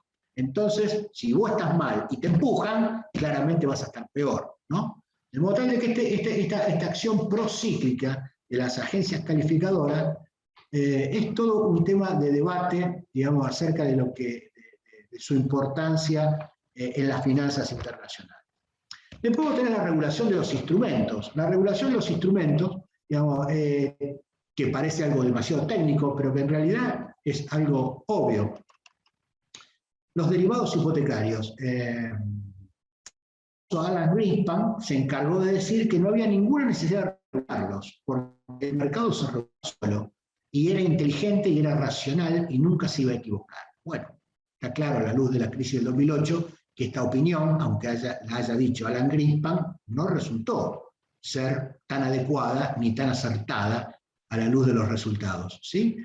Se permitió que los bancos se endeudaran, ¿sí? A través de estos derivados hipotecarios de manera exponencial, muchísimo más allá de sus capacidades de hacerse cargo del resultado. ¿Sí? De modo tal de que cuando estos derivados hipotecarios empezaron a caer, no hubo ninguna forma de que los bancos se hicieran cargo de esto, porque representaban una deuda aproximadamente 100 veces o 200 veces superior al capital de esas instituciones. Entonces la lógica era que cuando estos instrumentos comenzaran a decaer, todo el sistema bancario quebrara. Y esto fue efectivamente lo que sucedió en la crisis del 2008. Muchos quebraron y los que se salvaron con el aporte del Estado. ¿Sí? O sea que la intervención también funciona en los países desarrollados cuando a los países desarrollados les conviene.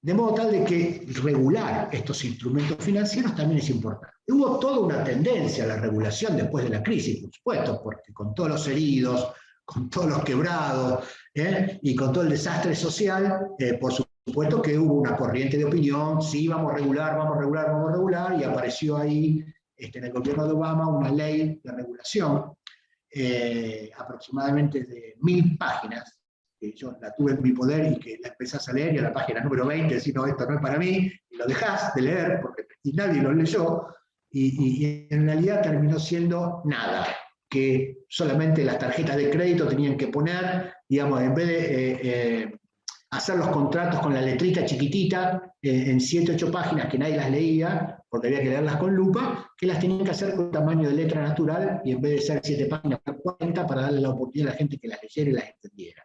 Y así todo a un conjunto de normas que se suponía que iban a garantizar determinada transparencia, pero que en realidad no cambiaron nada, porque después de 3, 4 años de debatir, la iniciativa se fue agotando, el esfuerzo y la voluntad de regular al sistema financiero se fue perdiendo, y en realidad hoy estamos exactamente igual que como estábamos en el 2008, sin ningún tipo de regulación, ni de las actividades ni los instrumentos, ¿sí?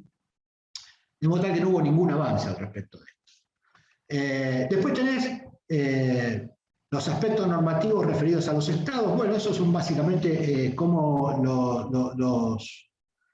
por ejemplo, cómo se regula las crisis de deuda. Este fue un debate muy interesante que todavía está presente y que también adquirió una cierta relevancia, lo que se denomina, digamos, la solvencia de los estados, y el debate que hubo en torno a eso, que fue bastante interesante, y que también se agotó, y que hoy no hay nada. Había básicamente 2 líneas al respecto de esto, uno que es la que se denominó la línea contractual, es decir, que cada deuda se emitiera un contrato, de modo tal de que el que compraba ese bono pudiera acceder al contrato y ver cuáles son las condiciones. Y ahí se establecían, digamos, qué pasaba cuando el Estado no podía pagar ese bono. De modo tal de que cada bono tenía un contrato, lo que se llama la línea contractual. Y la otra era la línea estatutaria, es decir, armar un estatuto de quiebras, una ley de quiebras internacional que rigiera cuáles son los procedimientos a llevar en cuenta cuando un Estado se declara en default y no puede pagar su deuda externa. La línea estatutaria estaba defendida por el Fondo Monetario Internacional y por algunos países en desarrollo, paradójicamente. ¿Por qué por el Fondo? Porque el Fondo la quería redactar, claramente. ¿Y por qué por los Estados? Porque los Estados querían opinar en este tema. Es más fácil estar todos juntos en algún lugar, tipo Naciones Unidas, e intentar redactar un estatuto de default de deuda soberana. Ahí teníamos la posibilidad de ser escuchados, de emitir alguna opinión y de decir algo, y no tener la posición contractual. La posición contractual, ¿quién la defendía? Obviamente la defendían los bancos, ¿sí? Que son los que viabilizan la deuda soberana. ¿Y por qué? Muy simple, porque los bancos leían los contratos, tienen la posibilidad de leer los contratos y no, mira, a mí este contrato no me gusta, así que yo no te la vendo la deuda, vendétela vos, ¿tá? Y salís vos al mercado a defendértela. Es una posición para ellos mucho más cómoda, ¿sí? Y entonces a partir de eso tienen la posibilidad de influir sobre los bancos centrales y sobre los estados para decir, mira, esta cláusula no la pongas, o esta cláusula redactarla de otra manera, porque si no yo la deuda no te la compro, no te la gestiono, problema tuyo, ¿tá? Entonces tienen mayor capacidad de influir sobre los estados en la redacción de los contratos de deuda que sobre una cuestión estatutaria, porque una vez que está hecha la ley internacional de cómo se regula, se acabó, no hay mucho más margen, ¿sí? Entonces, este debate es un debate bastante interesante. La República Argentina en su momento llevó una propuesta que por supuesto se debatió en las Naciones Unidas, pero finalmente los países del Consejo de Seguridad decidieron no avanzar sobre la iniciativa. En realidad el sistema financiero internacional, el sistema bancario privado, de no regular la cuestión, de no intervenir y de que tanto la emisión de deuda como los conflictos derivados del default sean negociados entre los estados y los bancos. En todo caso, con alguna intervención del Fondo Monetario Internacional, pero nunca con una ley internacional. Este es un tema pendiente, es un tema muy interesante, y seguramente va a volver a adquirir relevancia este tema en el debate sobre la arquitectura financiera internacional, porque nuevamente estamos en estos últimos 3 o 4 años, 2 años producto de la pandemia, frente a un ciclo de superendeudamiento de los estados nacionales. La deuda pública de los estados está creciendo de manera exorbitante en estos 2 o 3 años, producto de la reducción de la actividad económica, producto del exceso de gastos, de la cuarentena y de la pandemia, producto de la asistencia para los sectores sociales que están sufriendo en términos de desempleo y en términos de precariedad laboral, y entonces el gasto público en todos los países del mundo está aumentando de manera exorbitante, y eso se financia con emisión monetaria y con deuda. La emisión monetaria todavía no ha explotado en términos de inflación, pero ahí está larvado, y las deudas todavía no han explotado, pero ahí está larvado el problema. Realmente es un problema muy serio que se está acumulando una presión muy fuerte sobre la economía mundial, que realmente es para preocuparse en algunos aspectos. Bueno, después tenemos nuevos actores como el G20. El G20 es un actor interesante, ciertamente no es un organismo, es simplemente una reunión de algunos países, no formal, que se reúnen para debatir y para, con su opinión, en algún momento, intentar influir sobre ciertos actores de la economía mundial, digamos, para tendenciar determinadas líneas de trabajo en el sistema económico internacional. Pero recuerden ustedes que G20, la Carta Constitutiva, no emite soluciones que sean obligatorias para nadie, simplemente lo que hace es, al final de las reuniones, hacer una declaración, digamos, que vale como opinión, digamos, pero que de ninguna manera es obligación para ningún Estado cumplir nada, ¿sí? Y finalmente las políticas frente a la crisis, como por ejemplo esta, digamos, ¿qué vamos a hacer frente a esta crisis de la cuarentena y de la pandemia? ¿Cómo respondemos? Bueno, el sistema en general, el papel que ha cumplido es bastante pobre, digamos, pobrísimo. Ni siquiera pudieron impedir que los países más ricos se apropiaran del grueso de las vacunas y que dejaran sin vacunas a los países más pobres, ¿no? Hay, sí, un programa de distribución de vacunas por parte de Naciones Unidas que alcanza un porcentaje ínfimo de las necesidades de los estados nacionales, y tenés países como Canadá, por ejemplo, que compraron vacunas 3 veces más allá de lo que necesitaban, ¿sí? O países que ya cumplimentaron todo el ciclo de vacunación, a lo mejor como Israel, o que están muy avanzados, y países donde se vacunó el 5% de la población. Hay claramente, frente a una situación internacional agobiante, una escasísima respuesta por parte, digamos, del sistema productivo y del sistema financiero internacional. Así que las políticas frente a la crisis son todavía un tanto lentas, ¿sí? Bueno, avanzando un poquito en esto que me interesa, bueno, ahí vos tenés distintos niveles de discusión sobre esto, ¿no? Si vamos a discutir sobre la gobernanza, si vamos a discutir sobre lo normativo, todos los actores, sobre los instrumentos. Bueno, todo eso se los dejo para que ustedes lo vayan viendo. La cuestión de los instrumentos es interesante y los actores también, porque como esto es muy rápido, la economía internacional se está transformando rápidamente. Bueno, los instrumentos ahora aparecen las criptomonedas, que hace 2 o 3 años, 5 años, nadie escuchaba hablar de esto, ¿no? Y no era muy importante, y ahora resulta que sí es muy importante, ¿no? ¿Cuáles son las conclusiones al respecto del sistema financiero? Que tiene una parte que es muy regulada y tiene una parte que es absolutamente desregulada, ¿sí? Que hace falta ciertas modificaciones y ciertos ajustes que van produciéndose al calor de las crisis. No parece que tuviéramos la voluntad ni la imaginación para llevar adelante transformaciones anticipatorias. Más bien, estamos parados a la intemperie y abrimos el paraguas después de que nos cayó 100 milímetros de lluvia. Entonces ahí sí nos damos cuenta de que tenemos un problema grave. Mientras tanto miramos para arriba y decimos, uy, me parece que va a llover, ¿eh? Sí, está lloviendo un poquito. Bueno, no, pero a lo mejor dentro de 5 minutos para. Y cuando después llueve a raudales durante 45 minutos, una hora, decimos, no, che, me parece que tenemos que abrir el paraguas. Y entonces ahí abrimos el paraguas. Vamos muy detrás de lo que sucede.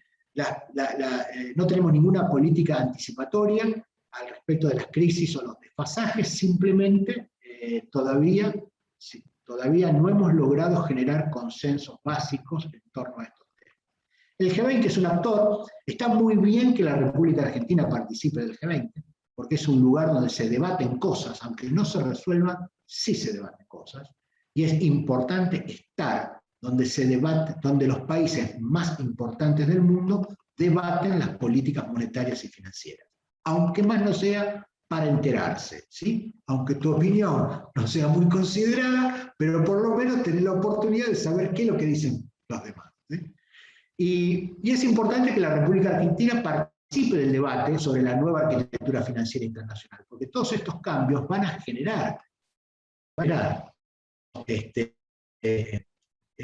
nuevas iniciativas por parte de los estados. Y la Argentina tiene que participar de esto, porque la Argentina no tiene una buena relación con el sistema financiero internacional, ¿sí? No ha logrado, digamos, resolver una articulación y una relación amigable con el sistema financiero internacional.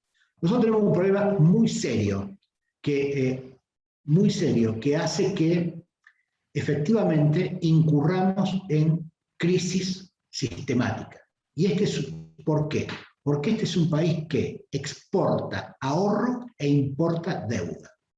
Es una ecuación financiera nefasta, absolutamente insustentable y absolutamente erosionadora de cualquier posibilidad de un modelo de desarrollo. No hay ningún país del mundo que pueda tener estabilidad o desarrollo y crecimiento si exporta su ahorro y a cambio importa deuda, ¿sí?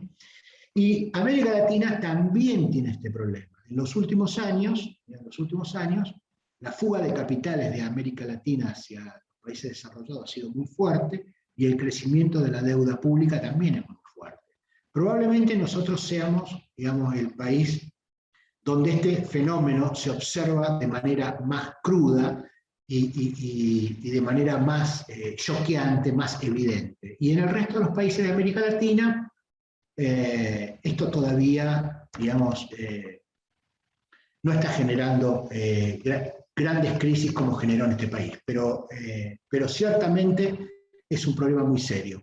Un modelo de desarrollo, cualquier modelo de desarrollo, el que vos quieras, basado en los recursos naturales, basado en la industria, basado en enviar hombres a Marte, buscar la actividad productiva que vos quieras o de servicios que vos quieras, no puede funcionar si exporta su ahorro y importa deuda. ¿Tá? De modo tal de que la ecuación financiera para los países de América Latina es un punto de partida necesario para poder llevar adelante un modelo de desarrollo, ¿sí? Creo que esto es una deuda pendiente que tenemos en todos los países y es una deuda pendiente que tenemos en la República Argentina, ¿sí? ¿De qué vale que el Fondo Monetario te dé un préstamo de 45.000 millones de dólares y la contrapartida es la fuga de capitales de 42.000 millones de dólares? Si todo lo que vino se fue, todo lo que entró por una puerta se fue por la otra y te dejó la deuda. ¿Y ahora qué haces? Porque de última, si hubieran entrado esos 42.000 millones de dólares y vos lo hubiese aplicado al proceso productivo, al proceso de desarrollo, a lo mejor hubiera producido algo y significado algo. Pero el problema es que entró por una puerta y se fue por la otra, lo cual no quedó nada, lo que te quedó la deuda y se te fue la plata para pagarla. Si nosotros no logramos resolver esto, digamos, sin ninguna duda, no vamos a poder crear ningún modelo de desarrollo, ¿sí? Así que los desafíos en términos de que tienen que afrontar los países de América Latina en términos de la transformación de la estructura productiva y en términos de la evolución del sistema financiero, realmente son muy, muy importantes, ¿sí? Yo simplemente les quise dar así un pantallazo, espero no haber sido demasiado pesimista al respecto de algunos temas, pero sí me gusta ser siempre realista, para que todos sepamos en dónde estamos parados, ¿sí? Esta es un poco la idea. Bueno, no sé, María Julia, si tenemos tiempo para algunos minutos para... Sí, por supuesto, sí, por supuesto. Sin ninguna duda habrá algunas. He sido polémico en algunas consideraciones, pero bueno. Hay preguntas varias que siempre intentamos reconstruir.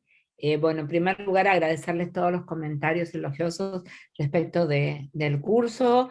Nos hace muy bien como equipo, y fundamentalmente decirles que esto es un proceso de co-construcción con ustedes, es decir, que nos sentimos muy, muy enriquecidos de compartir este espacio de trabajo.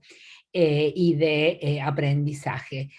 Hay una serie de participaciones y Ceci, vos que yo estoy mirándolas,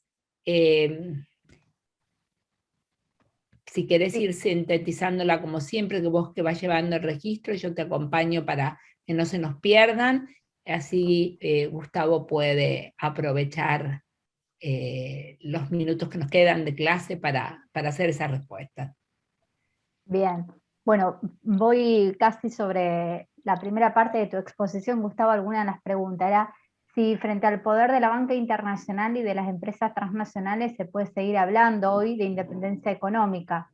¿Es un concepto completamente obsoleto o cabe una reformulación del mismo? Y si es así, ¿en qué términos?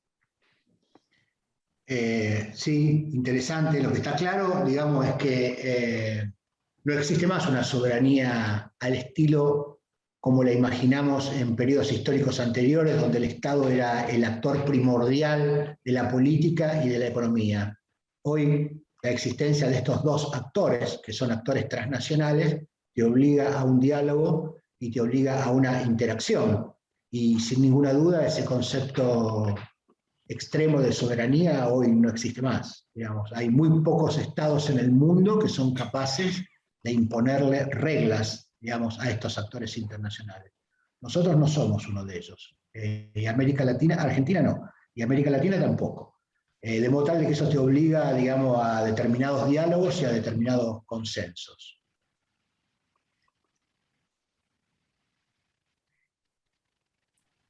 Desde su perspectiva, ya te la hice, sí, si no, voy con él. De su perspectiva, profesor, y en el contexto actual, ¿cuál sería la viabilidad de una reforma del sistema fiscal internacional con las propuestas discutidas en el marco del G7, de la OCDE y en la Unión Europea? ¿Es un intento de gobernanza del sistema financiero? Ceci, que si querés que juntemos 2 o 3, así podemos hacer. Sí, una relación también al sistema financiero internacional y con respecto a las instituciones, la arquitectura financiera que fueron concebidas por la Segunda Guerra Mundial, ¿no es general su reestructuración? Sí, a ver, hay intentos de regular, digamos, la banca privada internacional. Reconozcamos que esta acción de regular el funcionamiento va más lento que al respecto de las empresas transnacionales, porque de última, aunque las empresas transnacionales también aparecen como un actor difícil de tratar en algunos casos, al menos existen regulaciones del comercio, existen normas técnicas, existen barreras arancelarias para arancelarias, existen un montón de acciones internacionales y nacionales, ¿sí? Para llevar adelante, digamos, el diálogo con estos actores. Al respecto de la banca privada internacional es más difícil porque no hay ninguna regulación que los alcance internacional, de responsabilidad que los alcance internacionalmente, ni a las agencias calificadoras, ni a los bancos. Y existen los paraísos fiscales, que hace 20 años que venimos discutiendo de la necesidad de ponerle un fin a estas cuevas financieras internacionales, donde va a parar toda la guita de la evasión fiscal, del narcotráfico, de las armas, de la delincuencia, de la corrupción, y todavía no pudimos avanzar ni medio milímetro al respecto de este tema, ¿sí? Me parece que esta regulación de lo que es el sistema financiero internacional efectivamente va mucho más lenta. Y ni hablar de establecer, eso, que en todo caso aparece como algo difícil porque implicaría un acuerdo internacional, pero en términos nacionales, anda a ponerle freno a la fuga de capitales. Cada vez que los estados aparecen regulando la salida de dinero, se arma un escándalo internacional mayúsculo en cualquier país de América Latina, porque si parece que hay algo que no se puede tocar, digamos, es la movilidad internacional del capital, ¿sí? Y en realidad, ¿por qué no se puede regular la movilidad internacional del capital? Bueno, no se puede porque hay 20 bancos que son los que manejan los recursos financieros y 40 ricos que son los que exportan el capital que no le conviene. El resto estamos todos aceptando, digamos, una liberalización financiera que en realidad no nos conviene. ni desde el punto de vista social ni desde el punto de vista económico, digamos, no hay. Y ya está totalmente claro, digamos, que la movilidad libre del capital no genera ningún beneficio económico ni ningún beneficio social. Está totalmente claro. Pero bueno, ahí estamos. Yo creo que va lento todavía el tema. Bueno, y acá te preguntan sobre el lugar de la política, ¿no? Vos decías que si no habías resultado demasiado pesimista en este análisis, en esta configuración de escenarios y cómo estábamos actualmente a nivel de la economía internacional. Y bueno, la pregunta es cuál es el lugar de la política en todo esto, qué márgenes nos queda. La política es muy importante. A pesar de los bancos y de los 40 ricos. No, más que nunca la política es muy importante, más que nunca, digamos, porque es el espacio para lograr los consensos nacionales, para gestionar un modelo de desarrollo, ¿no? Más allá de las disputas que siempre los va a haber. Creo que desgraciadamente en el mundo, en este momento, será un resurgir, porque también hubo en otros momentos de la historia, esto no es ningún invento, el resurgir de grandes grietas políticas, de proyectos alternativos que son absolutamente irreconciliables y que aparecen como muy difícil de obtener consensos, no solamente en la República Argentina, también uno lo ve a lo mejor en Chile, lo ve en Brasil, lo ve en el propio Estados Unidos, ¿sí? Ciertamente el debate interno entre Trump y Biden refleja toda una estructura de grieta interna, social y política y cultural muy fuerte en los Estados Unidos, un debate que alcanzó ribetes impensados para una democracia estable y civilizada como era la norteamericana, ¿no? Donde las denuncias de fraude, los hechos de violencia, creo que eso también nosotros lo estamos viviendo y ciertamente eso deteriora mucho el poder nacional para enfrentar, digamos, estos problemas, ¿no? Entonces, es importante tranquilizarnos un poco e ir obteniendo lo que Ferrer llama la construcción de una densidad nacional en términos de consenso y político para enfrentar esta situación. Si no, sin ninguna duda, siendo débiles desde el punto de vista económico y si además, siendo pobres y si además encima somos débiles desde el punto de vista político, claramente las opciones para poder opinar y para poder llevar adelante algunas líneas nacionales al respecto de esto son muy difíciles. Por eso le otorgo a la política, digamos, un papel absolutamente importante en todo esto. Bueno, la verdad que creo que la mayoría de las preguntas han sido contestadas. Bueno, por ahí alguna reflexión sobre, ya hiciste de Estados Unidos, de China y Rusia, acá preguntan. Bueno, ellos están reformulando sus proyectos nacionales, ¿sí? El debate Trump-Biden es cuál va a ser el modelo nacional para enfrentar esta situación.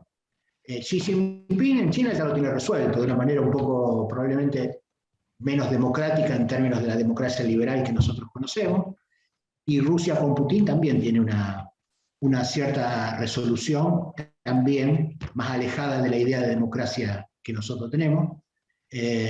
Pero lo que es en general en Occidente, el debate, digamos, todavía no está muy resuelto.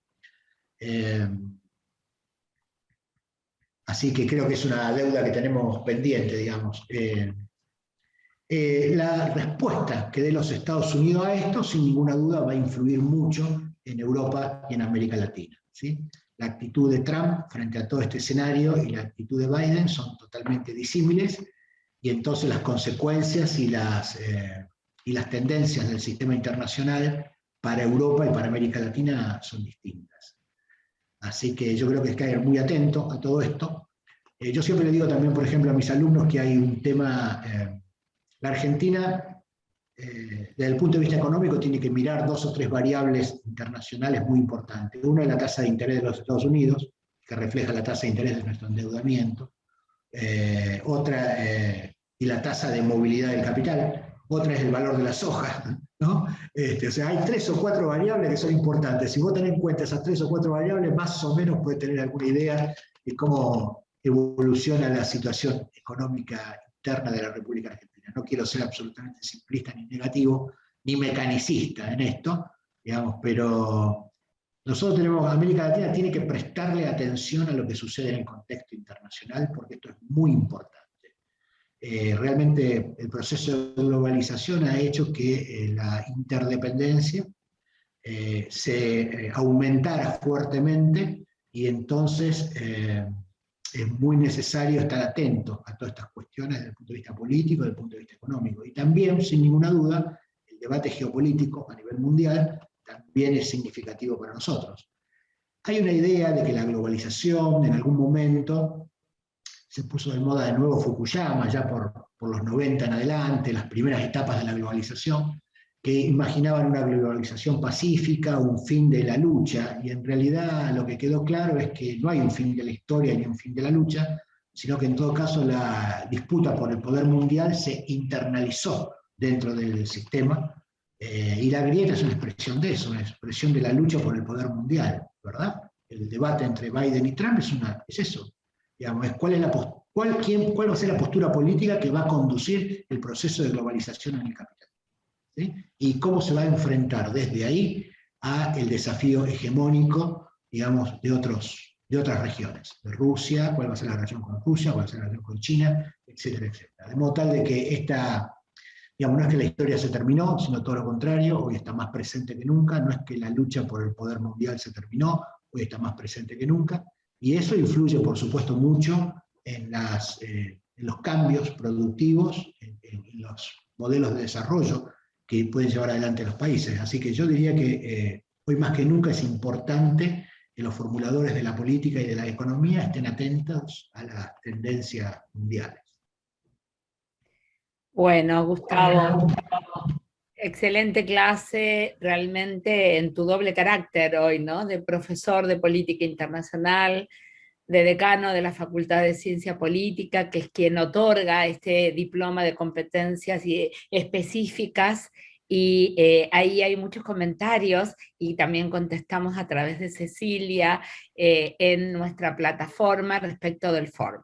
Quienes completen la asistencia y quienes además hagan el ejercicio del ensayo que le pedimos, pueden llenar este formulario que lo necesitamos, que no es una idea caprichosa de Gustavo Marini, sino que tiene que ver con una adecuación, y quiero hacer el reconocimiento al equipo académico de la facultad de una versión simplificada de lo que implica tener una titulación, aunque esta sea muy sencilla, de la Universidad Nacional de Rosario. Hay estándares que hay que cumplir, por eso algunos preguntan cómo si somos alumnos. Sí, ustedes van a ser alumnos de nuestra universidad y van a tener este título que es el de este tipo de competencias que estamos habilitando. Los requerimientos son muy sencillos, esperemos que puedan hacérnoslo llegar, y eso va a simplificar la tarea de la Secretaría Académica.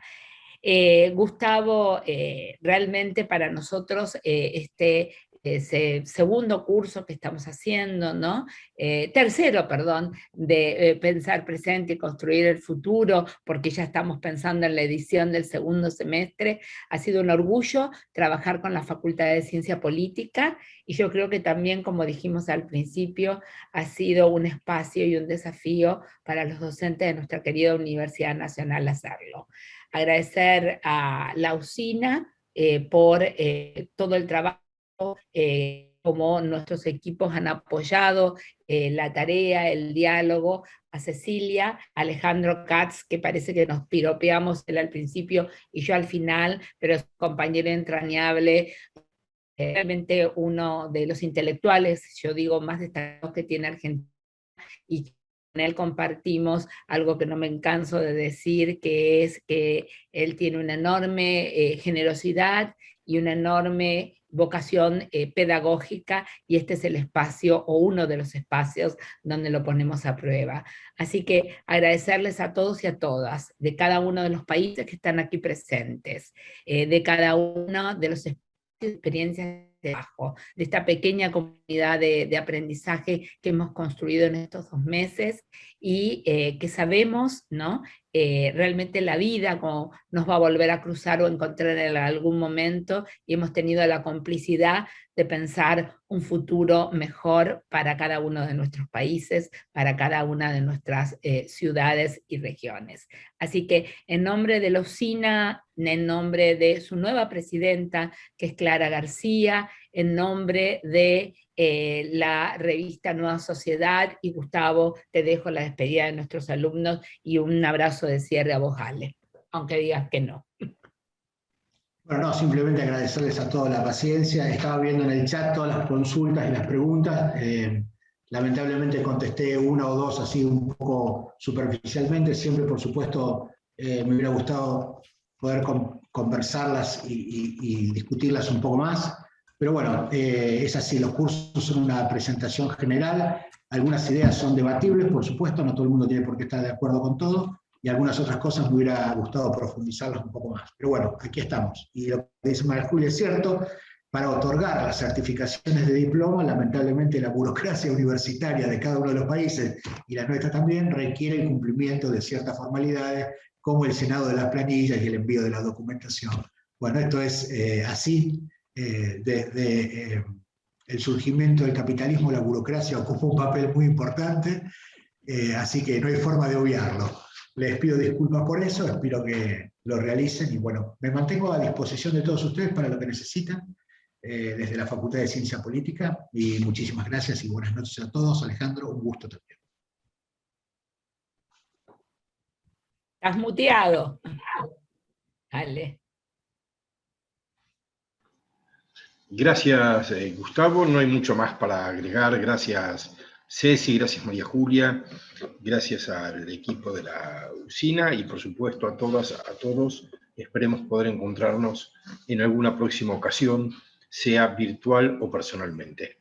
Mucha suerte, todo lo mejor. Cuídense, que todavía falta mucho para terminar con esta pandemia. Abrazos grandes.